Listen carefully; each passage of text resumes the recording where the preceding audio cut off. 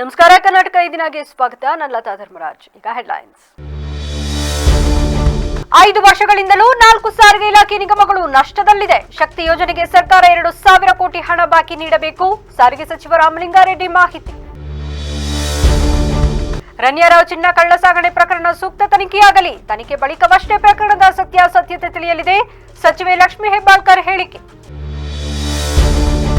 ನನಗೆ ಬಜೆಟ್ ಪ್ರತಿ ಓದಲು ಬರುವುದಿಲ್ಲ. ರಾಜ್ಯ ಬಜೆಟ್ನಲ್ಲಿ ಹಾಸನಕ್ಕೆ ಎಷ್ಟು ಅನುದಾನ ಮೀಸಲಿಡಲಾಗಿದೆ ಎಂಬುದನ್ನು ಸ್ಪಷ್ಟಪಡಿಸಬೇಕು. ಸಂಸದ ಶ್ರೇಯಸ್ ಕೆ ರೇವಣ್ಣ ತಿರುಗೇಟು.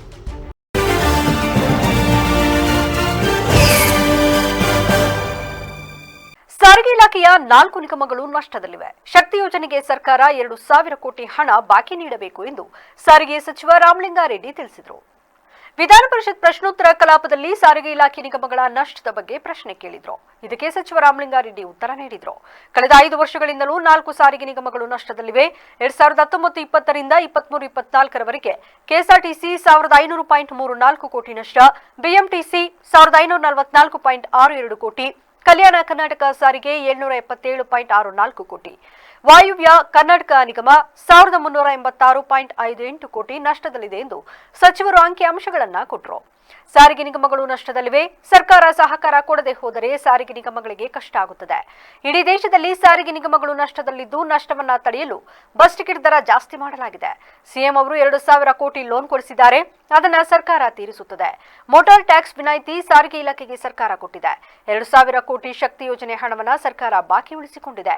9,978 ಕೋಟಿ ಶಕ್ತಿ ಹಣ ಸರ್ಕಾರ ಕೊಡಬೇಕು. ಇದರಲ್ಲಿ 2,000 ಕೋಟಿ ಹಣ ಸರ್ಕಾರ ಬಾಕಿ ಉಳಿಸಿಕೊಂಡಿದೆ ಎಂದು ತಿಳಿಸಿದರು.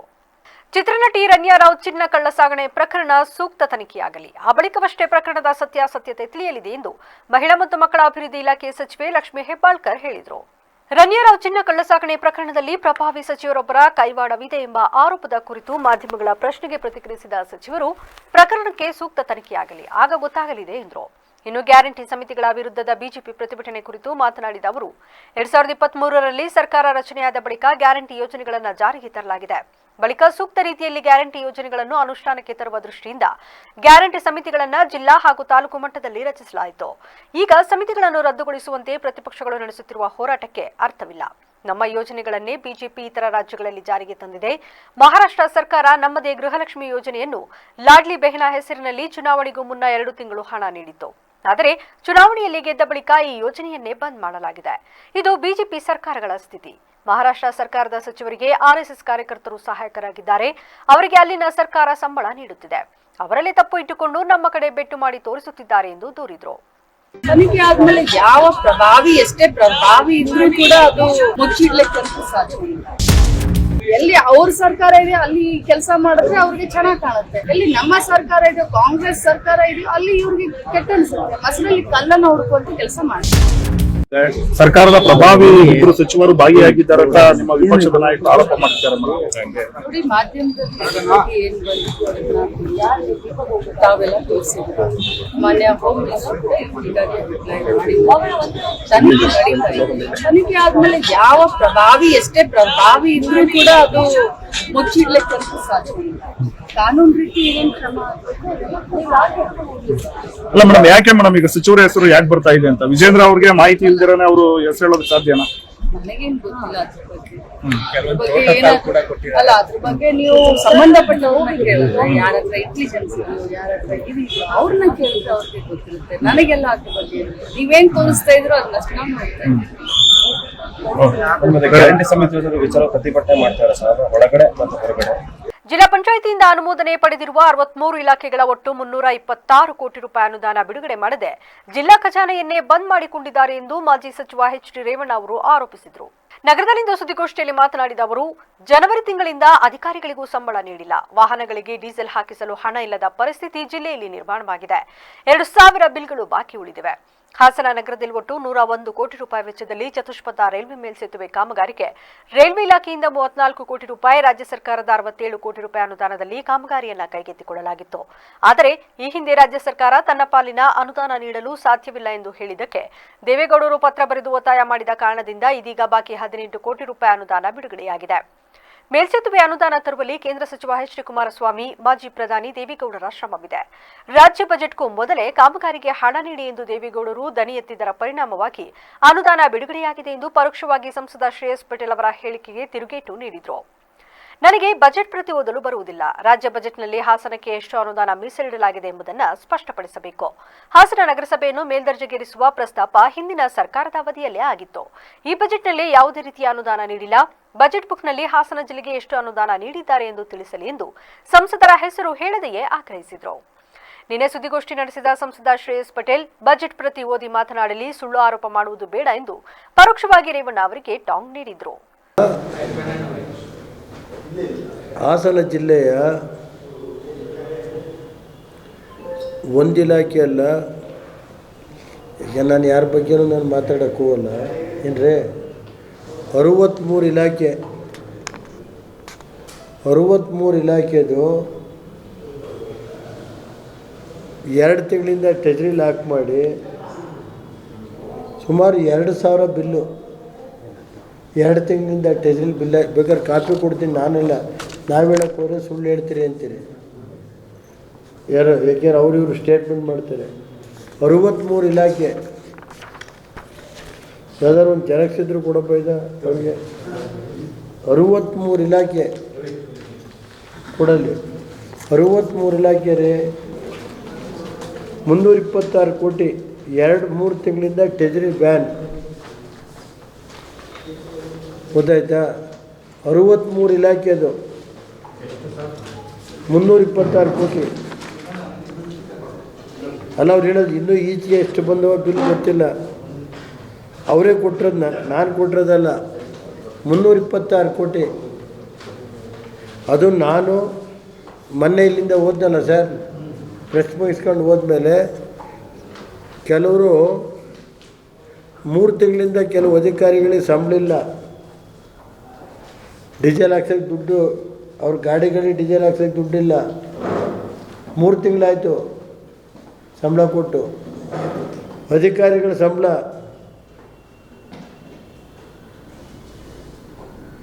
ಅದನ್ನು ಗ್ಯಾರಂಟಿ ತಗೊಂಡ್ರೋ ಯಾತಕ್ಕೆ ತಗೊಂಡ್ರೋ ಗೊತ್ತಿಲ್ಲ. ಏನು ಸರ್, ಇದು ನಾನು ಹೇಳೋದು, ಇದು ಹಾಸನ ಜಿಲ್ಲೆ ಒಂದು ಅನಾಥ ಅಂತ ತಿಳ್ಕೊಬಿಟ್ಟು. ಬೇರೆ ಜಿಲ್ಲೆ ಎಲ್ಲ ಟ್ರೆಜರಿ ಓಪನ್ ಐತೆ, ನಮ್ಮ ಜಿಲ್ಲೆ ಟ್ರೆಜರಿ ಓಪನ್ ಮಾಡಿಲ್ಲ ಅಂತ ಒಮ್ಮನ ಕೇಳಿದ್ರೆ ಡಿಸ್ಟ್ರಿಕ್ಟ್ ಟ್ರೆಜರಿ ಸರ್ ನಾನೇನು ಮಾಡಲಿ ಸರ್. 2,000 ಬಿಲ್ಗಳು, ಒಂದಲ್ಲ 2 ಸಲ 2,000 ಬಿಲ್ಲು. 63 ಇಲಾಖೆ, ಗೊತ್ತಾಯ್ತು ಸರ್. 320 ಇದು ಮೊನ್ನೆ ಲೆಟ್ರ್ ಬರೆದಿರೋದು ಅವರಿಗೆ. ನಾನು ಗಲಾಟೆ ಮಾಡಿದ್ಮೇಲೆ ಎಲ್ಲಿ ಕಳಿಸೆ ಇವ್ರು. ಸಮಾಜದಲ್ಲಿ ನೊಂದು ಬೆಂದವರ ಬಾಳಿಗೆ ಬೆಳಕಾಗಿ ಅಧರ್ಮವನ್ನು ನಿರ್ನಾಮ ಮಾಡಿ ಧರ್ಮ ಸ್ಥಾಪನೆ ಮಾಡಲು ಪರಶಿವನ ಅಪ್ಪಣೆ ಮೇರೆಗೆ ಭೂಲೋಕದಲ್ಲಿ ಆವಿರ್ಭವಿಸಿದವರು ಜಗದ್ಗುರು ಶ್ರೀ ರೇಣುಕಾಚಾರ್ಯರು ಎಂದು ಎಸಳೂರು ತೆಂಕಲಗೂಡು ಮಠಾಧೀಶ ಶ್ರೀ ಚನ್ನಸಿದ್ದೇಶ್ವರ ಶಿವಾಚಾರ್ಯ ಸ್ವಾಮೀಜಿ ಹೇಳಿದರು. ನಗರದ ಹಾಸನಾಂಬ ಕಲಾಕ್ಷೇತ್ರದಲ್ಲಿಂದು ವಿವಿಧ ಇಲಾಖೆ ಆಶ್ರಯದಲ್ಲಿ ನಡೆದ ರೇಣುಕಾಚಾರ್ಯ ಜಯಂತಿ ಕಾರ್ಯಕ್ರಮದ ದಿವ್ಯ ಸಾನ್ನಿಧ್ಯ ವಹಿಸಿ ಆಶೀರ್ವಚನ ನೀಡಿದ ಅವರು, ನಾವಿಂದು ಸ್ವಾತಂತ್ರ್ಯ ಮತ್ತು ಸಮಾನತೆ ಬಗ್ಗೆ ಮಾತನಾಡುತ್ತಿದ್ದೇವೆ. ಆದರೆ ಆಗಲೇ ಮಾನವರಲ್ಲಿ ಸಮಾನತೆ ಇರಬೇಕೆಂದು ಪ್ರಪ್ರಥಮವಾಗಿ ಸಮಾನತೆಯ ಹರಿಕಾರರಾಗಿ ಅವತರಿಸಿದವರು ಶ್ರೀ ರೇಣುಕಾಚಾರ್ಯರು. ನಾವು ಸಾಮಾನ್ಯ ಜನರ ಜನ್ಮದಿನವನ್ನ ಹುಟ್ಟುಹಬ್ಬ ಎಂದು ಕರೆಯುತ್ತೇವೆ. ಮಹನೀಯರ ಜನ್ಮದಿನವನ್ನ ಜಯಂತಿ, ಯುಗಮಾನೋತ್ಸವ ಎಂದು ಕರೆಯುತ್ತೇವೆ. ಯಾರು ಸ್ವಾರ್ಥಕ್ಕಾಗಿ ಜೀವನ ಮಾಡುತ್ತಾನೆಯೋ ಆತನನ್ನು ಸಮಾಜ ಎಂದಿಗೂ ಸ್ಮರಣೆಯಲ್ಲಿ ಇಟ್ಟುಕೊಳ್ಳುವುದಿಲ್ಲ. ಯಾರು ಸಮಾಜಕ್ಕಾಗಿ ನಿಸ್ವಾರ್ಥ ಸೇವೆ ಮಾಡುತ್ತಾರೋ, ಸಮಾಜದ ಉದ್ಧಾರಕ್ಕಾಗಿ ಹಗಲು ಇರಲು ಶ್ರಮಿಸುತ್ತಾರೋ ಅವರ ಜನ್ಮದಿನವನ್ನ ಮಾತ್ರ ಜಯಂತಿ, ಯುಗಮಾನೋತ್ಸವ ಎಂದು ಕರೆಯುತ್ತೇವೆ ಎಂದು ಅಭಿಪ್ರಾಯಪಟ್ಟರು. ಕರ್ನಾಟಕಾದ್ಯಂತ ಎಲ್ಲ ಜಿಲ್ಲಾಡಳಿತ ಭಾಗದಲ್ಲಿ ಇವತ್ತು ಶ್ರೀ ರೇಣುಕಾ ಶಿವಾಚಾರ್ಯರ ಜಯಂತಿಯನ್ನು ನಾವು ಮಾಡ್ತಾ ಇದ್ದೇವೆ. ಜಿಲ್ಲಾಡಳಿತದಿಂದ, ಹಾಸನದಿಂದ, ನಮ್ಮ ಜಿಲ್ಲಾಧಿಕಾರಿಗಳ ಕಚೇರಿಯಿಂದ ಶ್ರೀ ಕಲಾಭವನಕ್ಕೂ ಕೂಡ ಮೆರವಣಿಗೆ ಸಮೇತ ರೇಣುಕಾಚಾರ್ಯರನ್ನು ನಾವು ಪ್ರದರ್ಶನ ಮಾಡಿ ಬಂದಿದ್ದೇವೆ. ಪರಶಿವನ ವಾಣಿಯಂತೆ ಧರ್ಮ ಸಂರಕ್ಷಣೆಗಾಗಿ ಅವತರಿಸಿ ಶಿವಜ್ಞಾನದ ಬೆಳಕನ್ನು ಬೀರುವ ಮೂಲಕ ಕರ್ಮವನ್ನು ಕಳೆದು ಧರ್ಮವನ್ನು ಬಿತ್ತಿ ಬದುಕನ್ನು ಬಂಗಾರಗೊಳಿಸಿದಂಥ ಕೀರ್ತಿ ಯಾರಿಗಾರು ಇದ್ದರೆ ಪರಮಪೂಜ್ಯ ಶ್ರೀ ರೇಣುಕಾಚಾರ್ಯರಿಗೆ ಇರ್ತದೆ ಅಂತ ನಾವು ಭಾವಿಸ್ಬೇಕಾಗುತ್ತೆ. ಕಾರ್ಯಕ್ರಮದಲ್ಲಿ ಡಿವೈಎಸ್ಪಿ ಮುರಳೀಧರ್, ತಣ್ಣೀರುಹಳ್ಳ ಮಠದ ಶ್ರೀ ವಿಜಯಕುಮಾರ ಸ್ವಾಮೀಜಿ, ಅಖಿಲ ಭಾರತ ವೀರಶೈವ ಮಹಾಸಭಾದ ಜಿಲ್ಲಾಧ್ಯಕ್ಷ ನವೆಲೆ ಪರಮೇಶ್, ದೊಡ್ಡಗದ್ದವಹಳ್ಳಿ ಹಳ್ಳಿಯ ಡಿಎ ದೇವರಾಜ್ ಶಾಸ್ತ್ರಿ, ಕರ್ನಾಟಕ ರಾಜ್ಯ ನೌಕರರ ಸಂಘದ ಜಿಲ್ಲಾಧ್ಯಕ್ಷ ಬಿಪಿ ಕೃಷ್ಣೇಗೌಡ, ಗೌರವಾಧ್ಯಕ್ಷ ಇ ಕೃಷ್ಣೇಗೌಡ ಸೇರಿದಂತೆ ಮೊದಲಾದವರು ಹಾಜರಿದ್ದರು. ದೇಶಭಕ್ತರ ಬಳಗ ಬೇಲೂರು ಮತ್ತು ಸ್ಪಂದನ ಸಿರಿ ವೇದಿಕೆ ಬೇಲೂರು ಘಟಕ ಇವರ ಸಂಯುಕ್ತಾಶ್ರಯದಲ್ಲಿ ಮಹಿಳಾ ದಿನಾಚರಣೆಯ ಅಂಗವಾಗಿ ಬೇಲೂರು ಕೋಟೆ ಪ್ರೈಮರಿ ಸ್ಕೂಲ್ನಲ್ಲಿ ಅಹಲ್ಯಾಬಾಯಿ ಹೋಳ್ಕರ್ ಪ್ರಶಸ್ತಿ ಪ್ರದಾನ ಮಾಡಲಾಯಿತು. ಈ ಸಮಾರಂಭದಲ್ಲಿ ಮಾತನಾಡಿದ ದೇಶಭಕ್ತ ಬಳಗದ ಅಧ್ಯಕ್ಷ ಸಂತೋಷ್, ನಮಗೆ ತಾಯಿಯಾಗಿ, ತಂಗಿಯಾಗಿ, ಗೆಳತಿಯಾಗಿ ಹೆಣ್ಣು ಬೇಕು. ಆದರೆ ಅದೇ ಹೆಣ್ಣು ಮಗುವನ್ನ ಸ್ವೀಕರಿಸಲು ಮನಸ್ಸು ಒಪ್ಪದೆ ಹೆಣ್ಣು ಭ್ರೂಣ ಹತ್ಯೆಯನ್ನ ಮಾಡುತ್ತಿರುವುದು ಅವರ ಮೇಲೆ ಎಸಗುತ್ತಿರುವ ಪ್ರಮುಖ ದೌರ್ಜನ್ಯವಾಗಿದೆ. ಇಂದು ಮಹಿಳೆ ಸಾಮಾಜಿಕವಾಗಿ, ಶೈಕ್ಷಣಿಕವಾಗಿ, ಔದ್ಯೋಗಿಕವಾಗಿ ಬಹಳ ವೇಗವಾಗಿ ಮುನ್ನುಗ್ಗುತ್ತಿದ್ದರೂ ಸ್ತ್ರೀಯರ ಶೋಷಣೆ ಎಲ್ಲಾ ರಂಗದಲ್ಲೂ ಮುಂದುವರಿಯುತ್ತಿರುವುದು ಅತ್ಯಂತ ಆತಂಕದ ಸಂಗತಿಯಾಗಿದೆ ಎಂದು ಬೇಸರ ವ್ಯಕ್ತಪಡಿಸಿದರು. ನಾವು ಮಹಿಳಾ ದಿನಾಚರಣೆಯನ್ನು ಅಹಲ್ಯಾಬಾಯಿ ಹೋಳ್ಕರ್ ಹೆಸರಿನಿಂದ ನಾವು ಯಾಕೆ ಮಾಡ್ತೀವಿ? ನಮ್ಮ ದೇಶಕ್ಕಾಗಿ ಅತ್ಯಮೂಲ್ಯ ಕೊಡುಗೆಯನ್ನು ಕೊಟ್ಟಂತಹ ಅಹಲ್ಯಾಬಾಯಿ ಹೋಳ್ಕರ್ ಅವ್ರ ಬಗ್ಗೆ ಒಂದು ನಮ್ಮ ಮಹೇಶನ್ನ ತುಂಬ ಚೆನ್ನಾಗಿ ತಿಳ್ಕೊಂಡಿದ್ದಾರೆ. ಅವ್ರು ಮಾತಾಡ್ತಾರೆ ಮತ್ತು ಯಾಕೆ ಈ ಕಾರ್ಯಕ್ರಮದ ಉದ್ದೇಶ ಅವ್ರು ತಿಳಿಸ್ತಾರೆ. ಹಾಗಾಗಿ ನಮ್ಮ ದೇಶದ ಬಗ್ಗೆ, ನಮ್ಮ ಪ್ರತಿಯೊಂದು ಇತಿಹಾಸದ ಬಗ್ಗೆ, ದೇಶವಿದ್ದರೆ ವೇದವಿದ್ದರೆ ನಮ್ಮ ಪ್ರತಿಯೊಂದು ಏನಿದ್ರು ಕೂಡ ಮನೆಯ ಮಕ್ಕಳು ಅದನ್ನು ತಿಳಿಯದೆ ಸ್ವೀಕರಿಸಿದರೆ ಏನು ಪ್ರಯೋಜನ ಅಲ್ವಾ? ನಿಮಗೆ ಅದರ ಬಗ್ಗೆ ಒಂದು ಅರಿವು ಇರಬೇಕಾಗುತ್ತೆ. ಹಾಗಾಗಿ ನಾವು ಈ ಕಾರ್ಯಕ್ರಮವನ್ನು ಅಹಲ್ಯಾಬಾಯಿ ಹೋಳ್ಕರ್ ಹೆಸರಿನಿಂದ ನಾವು ಮಾಡ್ತೇವೆ. ಹಾಗೆ ಸಮಾಜದಲ್ಲಿ ಒಂದು ಹೆಣ್ಣಿನ ಪಾತ್ರ ಇದೆ. ಸಮಾಜದಲ್ಲಿ ಹೆಣ್ಣು ಅಂದರೆ ಸಂಸಾರದ ಕಣ್ಣು, ಗೋಡೆಯ ಮೇಲೆ ದೀಪ ಇಟ್ಟಾಗೆ ಆ ಕಡೆಯೂ ಬೆಳೆದು ಈ ಕಡೆಯೂ ಬೆಳೆದು. ನಿಮ್ಗೆ ಗೊತ್ತಲ್ಲ, ಹೆಣ್ಣು ಈಗ ನಮಗೆ ತಂಗಿಯಾಗಿ ಬೇಕು, ತಾಯಿಯಾಗಿ ಅಪ್ರಥಮವಾಗಿ ತಾಯಿಯಾಗಿ ಬೇಕು, ತಂಗಿಯಾಗಿ ಬೇಕು, ಹಾಗೆ ಶಿಕ್ಷಕಿಯಾಗಿ ಬೇಕು, ಹಾಗೆಯೇ ನಮ್ಮ ಹೆಂಡತಿಯಾಗಿ ಬೇಕು. ಆದರೆ ಮಗುವಾಗಿ ಬೇಡ. ಕೆಲವರಿಗೆ ಭ್ರೂಣ ಹತ್ಯೆಯನ್ನು ಮಾಡ್ತಾ ಇದ್ದಾರೆ ಮಹಾಪಾಪ. ಅದನ್ನು ನಾವು ಸ್ವಲ್ಪ ದೊಡ್ಡವರ ಸಭೆಗೆ ಅದನ್ನು ವಿಸ್ತಾರವಾಗಿ ಹೇಳ್ಬೋದು. ಇಷ್ಟೆಲ್ಲ ಮಕ್ಕಳಿಗೆ ನಿಮಗೆ ಅದು ಅರ್ಥವಾಗಲ್ಲ. ಹಾಗಾಗಿ ಭ್ರೂಣ ಹತ್ಯೆ ಎಂಬುದು ಮಹಾಪಾಪ. ಹೆಣ್ಣು ಭ್ರೂಣ ಹತ್ಯೆಯನ್ನು ಯಾರು ಕೂಡ ಮಾಡಬಾರ್ದು ಅಂತ ನಾವು ನಮ್ಮ ಏನು ಸ್ತ್ರೀ ಸಮಾವೇಶಗಳ ಪ್ರತಿಯೊಂದು ಇದರಲ್ಲಿ ನಾವು ಕರೆಯನ್ನು ಕೊಟ್ಟಿದ್ದೀವಿ. ಯಾಕಂದರೆ ಕಾರ್ಯಕ್ರಮದಲ್ಲಿ ಕಾರ್ಯದರ್ಶಿ ಮಹೇಶ್, ಬೇಲೂರು ಇಸಿಒ ಶಿವಪ್ಪ, ಸ್ಪಂದನ ಸಿರಿ ವೇದಿಕೆಯ ಜಿಲ್ಲಾಧ್ಯಕ್ಷ ಆಶಾ ಕಿರಣ್ ಸೇರಿದಂತೆ ಇತರರು ಹಾಜರಿದ್ದರು. ಸ್ವಸಹಾಯ ಗುಂಪು ಹಾಗೂ ಮೈಕ್ರೋ ಫೈನಾನ್ಸ್ಗಳಲ್ಲಿ ತೆಗೆದುಕೊಂಡಿದ್ದ ಸಾಲದಿಂದಾಗಿ ಬೇಸತ್ತ ಮಹಿಳೆಯೊಬ್ಬರು ಪ್ರಾಣ ಕಳೆದುಕೊಂಡಿರುವ ಘಟನೆ ಆಲೂರು ತಾಲೂಕಿನ ಹಳ್ಳಿಯೂರು ಗ್ರಾಮದಲ್ಲಿ ನಡೆದಿದೆ. ಕೆಂಚಮ್ಮ ಸಾವನ್ನಪ್ಪಿರುವ ಮಹಿಳೆಯಾಗಿದ್ದು ಸುಮಾರು 7-8 ಮೈಕ್ರೋ ಫೈನಾನ್ಸ್ಗಳಲ್ಲಿ ಕೆಂಚಮ್ಮ ಸಾಲ ತೆಗೆದುಕೊಂಡಿದ್ದರು ಎಂದು ತಿಳಿದುಬಂದಿದೆ. ದಿನ ಬೆಳಗಾದರೆ ಮೈಕ್ರೋ ಫೈನಾನ್ಸ್ ಸಿಬ್ಬಂದಿಗಳು ಅವರ ಮೇಲೆ ಮನೆ ಬಾಗಿಲಿಗೆ ಬಂದು ಕಿರುಕುಳ ನೀಡುತ್ತಿದ್ದ ಹಿನ್ನೆಲೆಯಲ್ಲಿ ಹಣ ಇಲ್ಲದ ಕಾರಣ ಮಾನಕ್ಕೆ ಅಂಜಿದ ಮಹಿಳೆ ಪ್ರಾಣ ಕಳೆದುಕೊಳ್ಳುವ ನಿರ್ಧಾರ ತೆಗೆದುಕೊಂಡಿದ್ದಾರೆ ಎಂದು ಗ್ರಾಮಸ್ಥರು ಆರೋಪಿಸಿದ್ದಾರೆ. ಇನ್ನು ಘಟನಾ ಸಂಬಂಧ ಸ್ಥಳಕ್ಕೆ ಆಲೂರು ಪೊಲೀಸ್ ಠಾಣೆಯ ಅಧಿಕಾರಿಗಳು ಭೇಟಿ ನೀಡಿ ದೂರು ದಾಖಲಿಸಿಕೊಂಡಿದ್ದು ಮೃತದೇಹವನ್ನು ಮರಣೋತ್ತರ ಪರೀಕ್ಷೆಗಾಗಿ ಆಲೂರು ಸಾರ್ವಜನಿಕ ಆಸ್ಪತ್ರೆಗೆ ರವಾನಿಸಲಾಗಿದೆ. ಇವತ್ತ BSS ಸಂಘರು ಎಷ್ಟು ಕಟ್ಬೇಕಾಯ್ತು ಕಂತು? 3,310 ರೂಪಾಯಿ BSS ಸಂಘ ಕಟ್ಟಬೇಕಾಗಿತ್ತು. ಇದಕ್ಕೆ 5,000 ಕಟ್ಟಬೇಕಾಗಿತ್ತು. ಏನಂದ್ರೆ ಅವ್ರು ಬಂದು ಈ ಸಂಘದವರು ECF ಸಂಘದವ್ರು ಏನೂ ಮಾತಾಡಲಿಲ್ಲ. ಅವ್ರು ಸುಮ್ಮನೆ ಹೋದ್ರು, ಟೈಮ್ ತಗೊಳ್ಳಿ ನಿಧಾನಕ್ಕೆ ಕಟ್ಟಿ ಅಂತ ಅವ್ರು ಏನೂ ಮಾತಾಡಲಿಲ್ಲ. ಇವರು 15 ದಿವಸ ಸಂಘದವರು, ಅದೇ BSS ಸಂಘದವರು ಭಾಳ ಹಿಂಸೆ ಕೊಟ್ಟರು. ಅವಳು ಕೆಲಸಕ್ಕೆ ಹೋಗ್ತಿದ್ದಾಳೆ ಅಂತಲೂ ಗಾಡಿ ಎಲ್ಲನೂ ಅಡ್ಡಾಕ್ಯಂದು ಅಲ್ಲೆಲ್ಲ ಹುಡುಕಿ ಅದನ್ನೆಲ್ಲ ನೋಡಿದ್ಲು. ಅವಳು ನೋಡಿದ್ರೆ ಅಷ್ಟರೊಳಗೆ ಈ ಥರ ಹಿಂಸೆ ಕೊಡ್ತಾರೆ ಅನ್ನೋದಕ್ಕಾಗಿ ಅವಳು ಅಷ್ಟೊತ್ತಿಗೆ ಸೂಸೈಡ್ ಮಾಡ್ಕೊಂಡವಳು. ಇದು ಸಾಲಕ್ಕೆ ಎದ್ರಿ ಸೂಸೈಡ್ ಮಾಡ್ಕೊಂಡಿರೋದಾ? ಅದಕ್ಕೆ ಸಂಘದವರು ಭಾಳ ಹಿಂಸೆ ಕೊಡೋರು. ಅವರು BSS ಸಂಘದವರು ಭಾಳ ಹಿಂಸೆ ಕೊಡ್ತಾರೆ. ಇದೇ ಫಸ್ಟ್ ಬಂದಿರೋದು ಈ ಥರ ಹುಡುಕಕ್ಕೆಲ್ಲ ಮಾಡೋಕ್ಕೆ ಅಥವಾ ಇದಕ್ಕಿಂತ ಮುಂಚೆ ಎಲ್ಲ ಈ ಥರ ಮಾಡಲ್ಲ? ಆ ಟೆನ್ಷನಲ್ಲಿ ಬಂದು ಈ ಕಡೆ ನೇಣು ಹಾಕೊಂಡಿದ್ದಾರೆ. ನಮಗೂ ಅಬ್ಸರ್ವ್ ಆಗಿಲ್ಲ. ನಾನು ಹೊರಗಡೆ ನಿಂತ್ಕೊಂಡಿದ್ದೆ. ಸಂಘದವ್ರಿಗೆ ನಾನು ಟೈಮ್ ಕೇಳ್ತಾ ಇದ್ದೆ. ಯಾವ ಸಂಘ? ಒಂದು ESF, ಇನ್ನೊಂದು BSS ಅಂತ. ಅವ್ರು ಇಲ್ಲಿ ಬಂದು ಕುತ್ಕೊಂಡಿದ್ರು. ಸರ್ ನಾನು ಅವ್ರಿಗೆ ಹೇಳಿದೆ, ಸ್ವಲ್ಪ ಟೈಮ್ ಕೊಡಿ ಸರ್, ಒಂದು 2 hours 3 hours ನಾನು ಫೋನ್ಪೇ ಮಾಡಿಸ್ತೀನಿ, ಪೇಮೆಂಟ್ ಮಾಡಿಸ್ತೀನಿ, ಅದಾದಮೇಲೆ ನಾನೇ ಬಂದು ಕೊಡ್ತೀನಿ, ಇಲ್ಲಾಂದರೆ ನಾನೇ ಫೋನ್ಪೇ ಮಾಡ್ತೀನಿ ಅಂತ ಹೇಳ್ತಾ ಇದ್ದೆ. ಅಷ್ಟೊತ್ತಿಗೆ ಅವ್ರು ಮಾತಾಡ್ತಾರೆ ಇವ್ರು ಹಿಂದೆ ಅಷ್ಟೊತ್ತಿಗೆ ಸೂಸೈಡ್ ಮಾಡ್ತಾರೆ.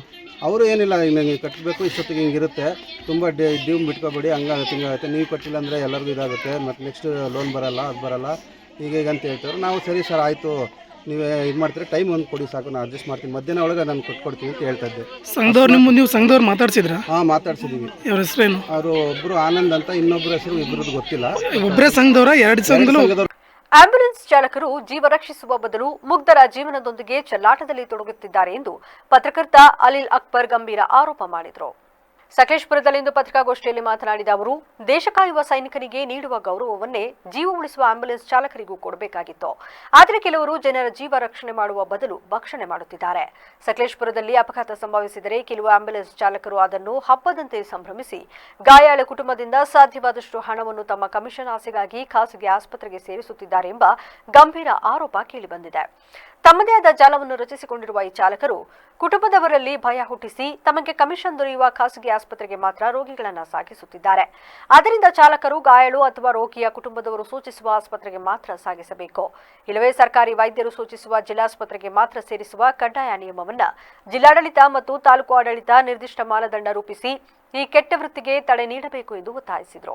ಈ ದೇಶ ಕಾಯೋ ಸೈನಿಕನ ಎಷ್ಟು ನಂಬ್ತೀವೋ ಅದೇ ಥರ ಆಂಬುಲೆನ್ಸ್ ಡ್ರೈವರ್ಗಳನ್ನೂ ನಂಬ್ತೀವಿ. ಆಂಬುಲೆನ್ಸ್ ಏನಕ್ಕಂದರೆ ನಮಗೆ ಆಂಬುಲೆನ್ಸು ಎಷ್ಟು ಮುಖ್ಯನೋ ಅದೇ ಥರ ದೇಶ ಕಾಯೋ ಸೈನಿಕರು ಮಾಡಿರ್ತೀವಿ. ಇವತ್ತು ನಾನಿಲ್ಲಿ ಯಾವುದೇ ಮುಜುಗರ ಇಲ್ಲದೆ ಹೇಳ್ತೀನಿ, ಸಕಲೇಶಪುರದ ಏನು ಕೆಲವು ಆಯ್ದ ವ್ಯಕ್ತಿಗಳು ಆಂಬುಲೆನ್ಸನ್ನು ಹಿಡ್ಕೊಂಡು ಜೀವ ರಕ್ಷಕರು ಅಂತ ಏನು ಅಂದ್ಕೊಳಕ್ಕೆ ಹೊರಟಿದ್ದಾರೋ ಅವರು ಇವತ್ತು ಜನಗಳ ಜೀವ ಭಕ್ಷಕರಾಗಿದ್ದಾರೆ. ಇದು ಏನಕ್ಕೆ ಈ ರೀತಿ ಜೀವ ಭಕ್ಷಕರಾಗಿದ್ದಾರೆ ಅಂತ ಹೇಳ್ತೀನಿ ಅಂತಂದ್ರೆ, ಇವರದೇ ಆದಂತಹ ಒಂದು ಥರದ ಒಂದು ಮಾಫಿಯಾ, ಒಂದು ಗ್ರೂಪ್ನ ಮಾಡ್ಕೊಂಡಿದ್ದಾರೆ. ಸಕಲೇಶಪುರದ ಆಸ್ಪತ್ರೆ ಒಳಗಡೆ ಸಾಮಾನ್ಯ ಒಬ್ಬ ಸಣ್ಣ ಗಾಯಕ್ಕಾಗಿ ಹೋದ್ರೂ ಅವನನ್ನ ಅಲ್ಲಿಂದ ರಣಹದ್ದುಗಳ ರೀತಿಯಲ್ಲಿ ಎತ್ತಾಕೊಂಡು ಹೋಗ್ತಾರೆ. ಅದು ಒಂದಂತಲ್ಲ, ಆಗಂಗವನಿಗೆ ಅಕಸ್ಮಾತ್ ರಾಷ್ಟ್ರೀಯ ಹೆದ್ದಾರಿಯಲ್ಲಿ ಆಗಿಬಿಟ್ಟು ಒಂದು 5-6 ಜನಕ್ಕೆ ಏನಾದ್ರೂ ಆದರೆ ಅವನ ವಿಂಗಲ್ಲಿರುವಂತಹ ಆಂಬುಲೆನ್ಸ್ಗಳೇ ಅಲ್ಲಿಗೆ ಹೋಗ್ಬೇಕು, ಬೇರೆ ಯಾರಿಗೂ ಅವನು ಹೇಳೋದಿಲ್ಲ.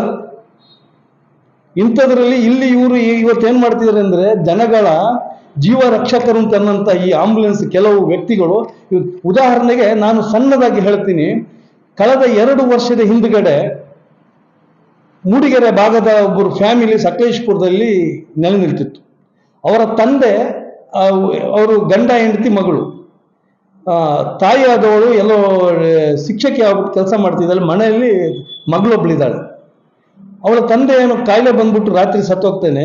ಅಲ್ಲಿಗೊಂದು ಆಂಬುಲೆನ್ಸ್ ಬರುತ್ತೆ. ಆ ಆಂಬುಲೆನ್ಸ್ ಬಂದ್ಬಿಟ್ಟು ಅಲ್ಲಿ ನಿಂತ್ಬಿಟ್ಟು ನಾ ಕೇಳ್ತೀನಿ ಏನಾಗಿದೆಯಪ್ಪ ಇಲ್ಲಿ ಅಂತ ಕೇಳಿದಾಗ ಆ ಆಂಬುಲೆನ್ಸ್ ಅನ್ನು ಹೇಳ್ತಾನೆ, ನನ್ನ ಹತ್ರ ಯಾರೋ ಹೋಗಿದ್ದಾರೆ, ತುಂಬಾ ದಿವಸ ಆಯ್ತು ನನಗೆ ಬೋಣಿ ಆಗಿದ್ದೇನೆ, ಇವತ್ತು ಬೋಣಿ ಆಗಿದೆ ಅಂತಾನೆ.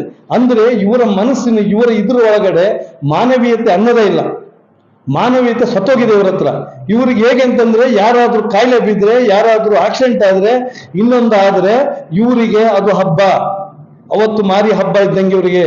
ಇವ್ರು ಇಲ್ಲಿಂದ ಎಲ್ಲರನ್ನ ಕರ್ಕೊಂಡು ಹೋಗ್ತಾರೆ ಹಾಸನಕ್ಕೆ. ನಾವು ಇನ್ನೊಂದು ಉದಾಹರಣೆ ಹೇಳ್ತೀನಿ, ಕಳೆದ 2-3 ತಿಂಗಳ ಹಿಂದ್ಗಡೆ ಕುಡುಗರಹಳ್ಳಿಯಲ್ಲಿ ಸ್ಕೂಟರ್ ಹೋಗ್ತಿರ್ಬೇಕಾದ್ರೆ ಪತ್ರಿಕಾಗೋಷ್ಠಿಯಲ್ಲಿ ಪತ್ರಕರ್ತರಾದ ನವೀನ್, ಸದಾ, ಪ್ರವೀಣ್ ಹಾಜರಿದ್ದರು. ಕೃಷ್ಣರಾಜನಗರ ಪಟ್ಟಣದ ಎಪಿಎಂಸಿ ಆವರಣದಲ್ಲಿ 2024-25ನೇ ಸಾಲಿನ ಕನಿಷ್ಠ ಬೆಂಬಲ ಬೆಲೆ ಯೋಜನೆಯಡಿ ಖರೀದಿಸುವ ಭತ್ತ ಮತ್ತು ರಾಗಿ ಕೇಂದ್ರದಲ್ಲಿ ಭತ್ತ ಮತ್ತು ರಾಗಿ ರಾಶಿಗೆ ಪೂಜೆ ಮಾಡುವ ಮುಖಾಂತರ ಖರೀದಿಗೆ ಶಾಸಕ ಡಿ ರವಿಶಂಕರ್ ಚಾಲನೆ ನೀಡಿದರು. ಈ ವೇಳೆ ಮಾತನಾಡಿದ ಶಾಸಕರು, ಸರ್ಕಾರ ರಾಗಿ ಮತ್ತು ಭತ್ತ ಸೇರಿದಂತೆ ಇತರ ಬೆಳೆಗಳಿಗೆ ಬೆಂಬಲ ಬೆಲೆ ಘೋಷಿಸಿ ಸರ್ಕಾರವೇ ರೈತರಿಂದ ನೇರವಾಗಿ ಖರೀದಿ ಮಾಡುತ್ತಿದ್ದು, ಎಲ್ಲ ರೈತ ಬಾಂಧವರು ಇದನ್ನು ಸದುಪಯೋಗಪಡಿಸಿಕೊಳ್ಳಬೇಕು. ಸಾಲಿಗ್ರಾಮ, ಚುಂಚನಕಟ್ಟೆ ಮತ್ತು ಕೆಆರ್ ನಗರದಲ್ಲಿ ಖರೀದಿ ಕೇಂದ್ರ ತೆರೆಯಲಾಗಿದ್ದು, ರೈತರು ನೇರವಾಗಿ ಖರೀದಿ ಕೇಂದ್ರಕ್ಕೆ ಭತ್ತ ಮತ್ತು ರಾಗಿ ಸರಬರಾಜು ಮಾಡಬೇಕು. ಪ್ರತಿ ಕ್ವಿಂಟಾಲ್ ಭತ್ತಕ್ಕೆ 2300, ಗ್ರೇಡ್ ಎ 2320 ರೂಪಾಯಿಗಳನ್ನು ನಿಗದಿ ಮಾಡಲಾಗಿದ್ದು, ಪ್ರತಿ ಎಕರೆಗೆ ಕನಿಷ್ಠ 25ರಿಂದ 50 ಕ್ವಿಂಟಾಲ್ ವರೆಗೆ ಖರೀದಿ ಮಾಡಲಾಗುತ್ತಿದೆ. ಇನ್ನು ಕ್ವಿಂಟಾಲ್ ರಾಗಿಗೆ 4290ನಂತೆ 10 ಕ್ವಿಂಟಾಲ್ನಿಂದ 20ರವರೆಗೆ ಖರೀದಿ ಮಾಡಲು ಸರ್ಕಾರ ನಿರ್ಧರಿಸಿದೆ ಎಂದು ಮಾಹಿತಿ ನೀಡಿದರು. ನಗರ ಯೋಜನಾ ಪ್ರಾಧಿಕಾರದ ಅಧ್ಯಕ್ಷ ಮಹೇಶ್, ಪುರಸಭೆ ಅಧ್ಯಕ್ಷ ಶಿವನಾಯಕ್, ಸದಸ್ಯ ಕೋಡಿ ಪ್ರಕಾಶ್, ಸೈಯದ್ ಸಿದ್ದಿಕ್, ಮಾಜಿ ಪುರಸಭಾಧ್ಯಕ್ಷ ನರಸಿಂಹರಾಜು, ಮಾಜಿ ಸದಸ್ಯ ಕೆ ವಿನಯ್, ಎಪಿಎಂಸಿ ಮಾಜಿ ನಿರ್ದೇಶಕರಾದ ಹಂಪಾಪುರ ಪ್ರಶಾಂತ್ ಸೇರಿದಂತೆ ಮತ್ತಿತರರು ಹಾಜರಿದ್ದರು. ಚಾಮರಾಜನಗರ ಜಿಲ್ಲೆಯ ಹನೂರು ತಾಲೂಕಿನ ತೆಳ್ಳನೂರು ಬಂಡಲ್ಲಿ ಗ್ರಾಮದ ರಸ್ತೆಯಲ್ಲಿ ನಡೆದ ಬಸ್ ಅಪಘಾತದಲ್ಲಿ ಗಾಯಗೊಂಡು ಆಸ್ಪತ್ರೆಯಲ್ಲಿ ಚಿಕಿತ್ಸೆ ಪಡೆಯುತ್ತಿರುವ ಗಾಯಾಳುಗಳನ್ನು ಹನೂರು ಶಾಸಕ ಎಂಆರ್ ಮಂಜುನಾಥ್ ಭೇಟಿ ನೀಡಿ ಆರೋಗ್ಯ ವಿಚಾರಿಸಿ ಸಾಂತ್ವನ ಹೇಳಿದರು. ಪಟ್ಟಣದ ಆಸ್ಪತ್ರೆಯಲ್ಲಿ ದಾಖಲಾಗಿರುವ ಒಳರೋಗಿಗಳನ್ನು ಭೇಟಿ ಮಾಡಿ ಯೋಗಕ್ಷೇಮ ವಿಚಾರಿಸಿ ಧನ ಸಹಾಯ ಮಾಡಿದರು. ಈ ಸಂದರ್ಭದಲ್ಲಿ ಮಾತನಾಡಿದ ಶಾಸಕರು, ಹನೂರು ರಸ್ತೆ 4 ಪಥ ರಸ್ತೆಯಾಗಬೇಕೆಂದು ಈ ಮೂಲಕ ಸರ್ಕಾರವನ್ನು ಒತ್ತಾಯಿಸುವುದಾಗಿ ತಿಳಿಸಿದರು. ಕೆಲಸ ಮಾಡಿದ್ದಾರೆ, ಇವತ್ತು ಅವ್ರನ್ನ ನಾನು ಪ್ರಶಂಸಿಸ್ತೇನೆ. ಮಾಡ್ತಕ್ಕಂಥ ಕೆಲಸ ಎಲ್ಲರಿಗೂ ಒಂದು ಸಮಾಧಾನ ಇದ್ದಾರೆ. ಸೊ ಹಾಗಾಗಿ ಮುಂದಿನ ದಿನಗಳಲ್ಲಿ ಡ್ರೈವರ್ ಆದವರು ಬಹಳ ಒಂದು ಬೇಗನ ಮಿತಿನ ಇಟ್ಕೊಂಡು ಹೋಗಬೇಕು. ಇವತ್ತು ರಸ್ತೆ ಚೆನ್ನಾಗೈತೆ ಅಂದ್ಬಿಟ್ಟು ಎಷ್ಟಾರ ಸ್ಪೀಡಾಗಿ ಹೋಗೋದು ತಪ್ಪು. ಮತ್ತು ಮತ್ತು ಆ ತಿರುವುಗಳಲ್ಲಿ ಭಾಳ ಕಂಟ್ರೋಲಾಗಿ ಹೋಗಬೇಕು. ಇದು ಒಂದು ನಿಜವಾಗ್ಲೂ ಎಚ್ಚರಿಕೆಯಾಗಿ ಹೋಗಬೇಕು. ಏನು ಇವತ್ತು ಆ ಕುಟುಂಬಗಳ ಒಂದು ತಂದೆ ತಾಯಿ ಇರ್ಬೋದು, ಒಂದು ಮಕ್ಕಳಿರ್ಬೋದು, ಎಲ್ಲರಿಗೂ ನಾನು ಭಗವಂತ ಅವರಿಗೆ ಆದಷ್ಟು ಬೇಗ ಅವರು ಗುಣಮುಖರಾಗಿ ಬರಲಿ ಅಂತ ಹೇಳಿ ಹಾರೈಸ್ತೇನೆ. ಸರ್, ಅಪಘಾತದಲ್ಲಿ ಆಗಾಗ ಈ ಥರ ಅಪಘಾತಗಳು ಬಸ್ ರೂಲ್ಸ್ನ ಸರಿಯಾಗಿ ಫಾಲೋ ಆಗ್ತಾ ಇಲ್ಲ ಕೆಲವರು. ಆಮೇಲೆ ಮೊನ್ನೆ ಒಂದು ಲಾರಿ ಬಂದು ಅವರು ಬಹುಶಃ ನೈಟೆಲ್ಲ ಓಡಿಸಿದ್ದಾರೆ, ನಿದ್ದೆ ಜಾರಿದ್ದಾರೆ ಅನ್ನೋ ಒಂದು ಮಾಹಿತಿ ನನಗೆ ಪೊಲೀಸರು. ಈಗ ನೇರ ಹೊಡೆದಿರೋರು, ಮತ್ತು ಅದೂ ಆಗಬಾರ್ದಿತ್ತು. ಯಾಕಂದರೆ ನಾವು ಮಾಳಪ್ಪನ ಸನ್ನಿಧಿಯಲ್ಲಿ ಎಲ್ಲ ಒಂದು ಸುಸೂತ್ರವಾಗಿ ಆಯಿತು, ಮನೆಯಲ್ಲಿ ಅದೊಂದು ಅರ್ಥಾಚರ್ಯ ನಡೆಯಿತು. ಅದು ತುಂಬ ಬೇಸರ. ಯಾಕಂದರೆ ಒಂದು ಎಂಟಾರು 5 ಜನನೂ ಒಂದು ದುರ್ಮರಣ ಆಗಿರೋದು ಅದು ನಿಜವಾಗಲೂ ಆ ಕಾರಣಕ್ಕಾಗಿ ಈಗ. ಈ ಸಂದರ್ಭದಲ್ಲಿ ತಹಶೀಲ್ದಾರ್ ಗುರುಪ್ರಸಾದ್, ಹಾನೂರು ಮಂಜೇಶ್, ಗೋವಿಂದ, ಸಿಂಗನಲ್ಲೂರು ರಾಜಣ್ಣ, ಬಂಡಳ್ಳಿ ಬಾಬಣ್ಣ, ಮಧುವನಹಳ್ಳಿ ಮುಖಂಡ ಮಾದೇಶ್, ಬಾಬು, ಗೋವಿಂದ ನಾಯಕ್ ಸೇರಿದಂತೆ ಇತರರು ಹಾಜರಿದ್ದರು. ಗುಬ್ಬಿ ತಾಲೂಕಿನ ಹಾಗಲವಾಡಿ ಗ್ರಾಮ ಪಂಚಾಯಿತಿ ಅಧ್ಯಕ್ಷ ಸ್ಥಾನಕ್ಕೆ ನಡೆದ ಚುನಾವಣೆಯಲ್ಲಿ ಗುಡೇನಹಳ್ಳಿ ದರ್ಶನ್ ಕುಮಾರ್ 10 ಮತಗಳನ್ನು ಪಡೆದು ಗೆಲುವು ಸಾಧಿಸಿದರು. ಗ್ರಾಮ ಪಂಚಾಯಿತಿ ಕಚೇರಿಯಲ್ಲಿ ಚುನಾವಣಾ ಪ್ರಕ್ರಿಯೆಯನ್ನ ಇಒ ಶಿವಪ್ರಕಾಶ್ ನಡೆಸಿಕೊಟ್ಟರು. ಈ ಹಿಂದೆ ರಮೇಶ್ HB ರಾಜೀನಾಮೆ ನೀಡಿದ ಹಿನ್ನೆಲೆ ತೆರವಾಗಿದ್ದ ಅಧ್ಯಕ್ಷ ಸ್ಥಾನಕ್ಕೆ ಚುನಾವಣೆ ನಡೆಸಲಾಯಿತು. ಅಧ್ಯಕ್ಷ ಸ್ಥಾನಕ್ಕೆ ದರ್ಶನ್ ಕುಮಾರ್ ಹಾಗೂ ಕೋಡಿಹಳ್ಳಿ ರಮೇಶ್ ನಾಮಪತ್ರ ಸಲ್ಲಿಸಿದರು. ಒಟ್ಟು 17 ಸದಸ್ಯರ ಮತಯಾಚನೆ ಪ್ರಕ್ರಿಯೆ ನಡೆಸಿ ಫಲಿತಾಂಶ ಘೋಷಣೆ ಮಾಡಲಾಗಿ ದರ್ಶನ್ 10 ಮತಗಳನ್ನು ಪಡೆದು ಭರ್ಜರಿ ಗೆಲುವು ಸಾಧಿಸಿದರು. ಪ್ರತಿಸ್ಪರ್ಧಿ ಕೋಡಿಹಳ್ಳಿ ರಮೇಶ್ 7 ಮತಗಳನ್ನು ಪಡೆದು ಮುಖಭಂಗ ಅನುಭವಿಸಿದರು. ನೂತನ ಅಧ್ಯಕ್ಷ ದರ್ಶನ್ ಕುಮಾರ್ ಸುದ್ದಿಗಾರರ ಜೊತೆ ಮಾತನಾಡಿ, ಶಾಸಕ AR ಶ್ರೀನಿವಾಸ್ ಸಹಕಾರ ಪಡೆದು ಹೆಚ್ಚು ಅನುದಾನ ತಂದು ಹಾಗಲವಾಡಿ ಗ್ರಾಮ ಪಂಚಾಯಿತಿ ಅಭಿವೃದ್ಧಿಗೆ ಶ್ರಮಿಸುತ್ತೇನೆ. ಪಂಚಾಯಿತಿ ವ್ಯಾಪ್ತಿಯ ಎಲ್ಲ ಗ್ರಾಮಗಳಿಗೂ ಅಗತ್ಯ ಮೂಲಭೂತ ಸೌಕರ್ಯ ಒದಗಿಸಲು ಬದ್ಧನಾಗಿರುತ್ತೇನೆ. ಎಲ್ಲ ಸದಸ್ಯರ ವಿಶ್ವಾಸ ಪಡೆದು ಕೆಲಸ ಮಾಡಿ ನೀರು, ರಸ್ತೆ, ಚರಂಡಿ, ಸ್ವಚ್ಛತೆ, ವಸತಿ, ಬೀದಿ ದೀಪ ಹೀಗೆ ಎಲ್ಲ ಸವಲತ್ತು ಒದಗಿಸುವ ಭರವಸೆ ನೀಡಿದರು. ಅಧ್ಯಕ್ಷ ಮುಂದೆ ಎಲ್ಲ ಸದಸ್ಯರುಗಳ ಜೊತೆಗೆ ಕುಡಿಯುವ ನೀರು, ಚರಂಡಿ, ಬೀದಿ ದೀಪ ಎಲ್ಲ ಸಮಸ್ಯೆಗಳನ್ನ ಬಗೆಹರಿಸ್ತೀವಿ. ಅಲ್ಲ, ಬೇಸಿಗೆ ಹತ್ತಿರ ಬರ್ತಾ ಇದೆ, ನಿಮ್ಮ ಭಾಗದ ನೀರಿನ ಸಮಸ್ಯೆ ಇದೆಯಾ? ನೀರಿನ ಸಮಸ್ಯೆ ಇದೆ. ಎಲ್ಲಿ ಯಾವ ಹಳ್ಳಿಗಳಿದೆ? ಚೆನ್ನಾಗಿದೆ. ಹೌದಾ? ನೀರೆಲ್ಲ ಚೆನ್ನಾಗಿದೆ. ನಿಮ್ಮ ಹೊಸ ಆಲೋಚನೆ ಅನುದಾನ ಅಂತ ತರಂಥದ್ದು ಎಲ್ಲ ಸದಸ್ಯರುಗಳ ಜೊತೆ ಸೇರಿಸ್ಕೊಂಡು ಶಾಸಕರ ವಿಶೇಷ ಅನುದಾನ ತರಂತ ಇದ್ದಾವೆ. ಆಮೇಲೆ ಸಾಹೇಬ್ರ ಆಶೀರ್ವಾದ ಇರುತ್ತೆ. ಇದೊಂದು ಹೇಳ್ಬಿಡಿ ಸರ್. ರೈತರಿಗೆ ಎಲ್ಲ ಸದಸ್ಯರು ಅಂತ ಎಲ್ಲ ಅನುಸರಿಸ್ಕೊಂಡು ಕೆಲಸ ಮಾಡ್ತಾರೆ. ಸಹಕಾರದಲ್ಲಿ ಪಂಚಾಯತಿ ಆಗಲಿ ಕೆಲಸ ಮಾಡ್ತಾರೆ. ಎಲ್ಲ ಸದಸ್ಯರಿಗೂ ಚುನಾಯಿತ ಮಾಡಿದ್ದಾರೆ. ಇವತ್ತು ಎಲೆಕ್ಷನ್ ಓಟ್ ಹಾಕಿ ಮಾಡಿದ ಎಲ್ಲ ಚುನಾಯಿತ ಸದಸ್ಯರಿಗೂ ಅಭಿನಂದನೆ. ಈ ಸಂದರ್ಭದಲ್ಲಿ ಗ್ರಾಮ ಪಂಚಾಯಿತಿ ಮಾಜಿ ಅಧ್ಯಕ್ಷ ರಮೇಶ್ HB, ಉಪಾಧ್ಯಕ್ಷರಾದ ಕಲ್ಪನಾ ರವಿಕುಮಾರ್, PDO ರಾಜೇಂದ್ರ ಪ್ರಸಾದ್, ಸದಸ್ಯರಾದ ಕರಿಬಸಮ್ಮ, ಜ್ಯೋತಿಲಕ್ಷ್ಮಿ, ಹೊನ್ನಪ್ಪ, ಆಶಾಬಾಯಿ ಸೇರಿದಂತೆ ಇತರರು ಹಾಜರಿದ್ದರು. ಇತಿಹಾಸ ಪ್ರಸಿದ್ಧ ಕಾರೆಹಳ್ಳಿ ಶ್ರೀ ರಂಗನಾಥ ಸ್ವಾಮಿಯ ಬ್ರಹ್ಮರಥೋತ್ಸವ ಸಾವಿರಾರು ಭಕ್ತರ ನಡುವೆ ವೈಭವದಿಂದ ನಡೆಯಿತು.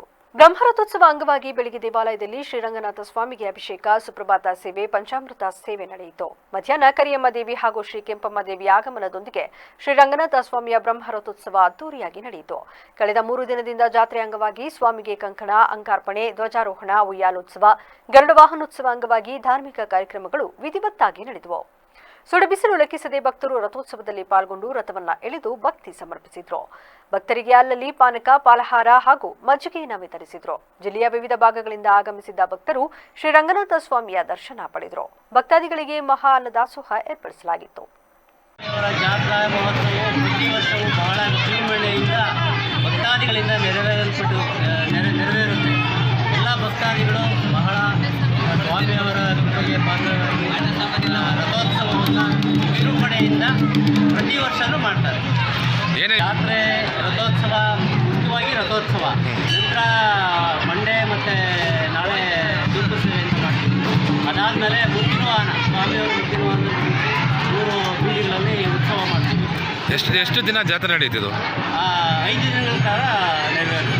ದಿನ ಒಂದೊಂದು ಕಾರ್ಯಕ್ರಮ ಇರ್ತವೆ, ಒಂದೊಂದು ಕಾರ್ಯಕ್ರಮ, ಉತ್ಸವಗಳು ನಡೀತವೆ. ಇದು ಬಹಳ ಪುರಾತನ ಕಾಲದಿಂದ ಆಂಜನೇಯ ಸ್ವಾಮಿಯವರು ಇಲ್ಲಿ ನೆಲೆಸಿರೋದು. ಮೊದಲು ಸಣ್ಣದಾಗಿ ದೇವಸ್ಥಾನ ಇತ್ತು. ಆ ದೇವಸ್ಥಾನದಲ್ಲಿ ಚಿಕ್ಕದೊಂದು ವಿಗ್ರಹ ಇತ್ತು.